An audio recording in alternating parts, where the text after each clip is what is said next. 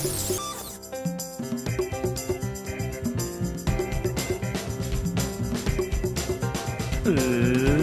and gentlemen, welcome to the Westgarth Realty Audio Experience.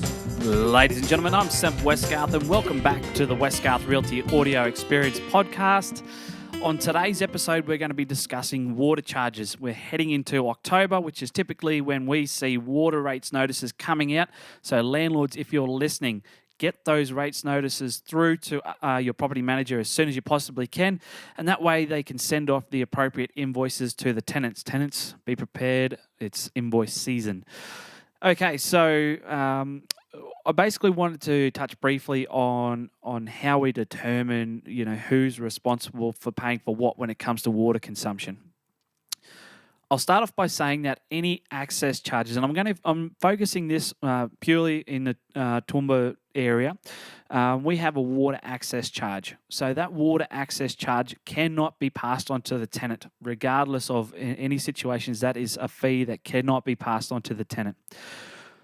In the situation that your property is water efficient and is individually metered, and it is written into the general tenancy agreement that all water consumed at the property is to be paid by the tenant, that is the only time a tenant is responsible for paying for all water consumed.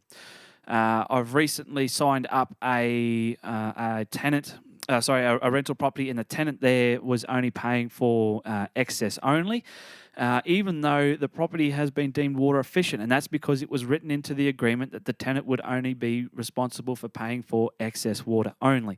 So just because you ticked all those boxes doesn't mean that the tenant is automatically responsible for paying for all water consumed. It has to be written into the agreement. In a case where you've got a property that is individually metered, but it's not water efficient, then we ask for the landlord to pay for a reasonable amount of the water consumption first before the tenant pays anything. So in our office, we use the Toowoomba Regional Council's two-tier system for water charges. So the landlord will be responsible for the first tier, which is the first 100 kilolitres. The tenant will then be responsible for the second tier, which is the excess water charges. So it's a slightly higher rate. So tenants, it's in your best interest to stay within the 100 kilolitre limit. That way you're not getting hit with extra charges. So now if your property isn't individually metered, unfortunately, regardless if it's water efficient or not, you will not be able to pass on those water consumption charges. So that's the quick rundown. Now, just quickly as well, we advise our landlords to have a water efficiency test carried out by a professional plumber. And the reason why we do this is because if for whatever reason, I know if you head to the Residential Tenancy Authority website, which is rta.qld.gov.au, you can also supply receipts of things like taps and shower heads and all that sort of stuff to prove water efficiency. But if a tenant was to then go and get a plumber to come out and carry out a water efficiency test, and it's deemed that the property isn't water efficient, unfortunately, there have been cases where the tenant has then had to be compensated for water that had previously been charged.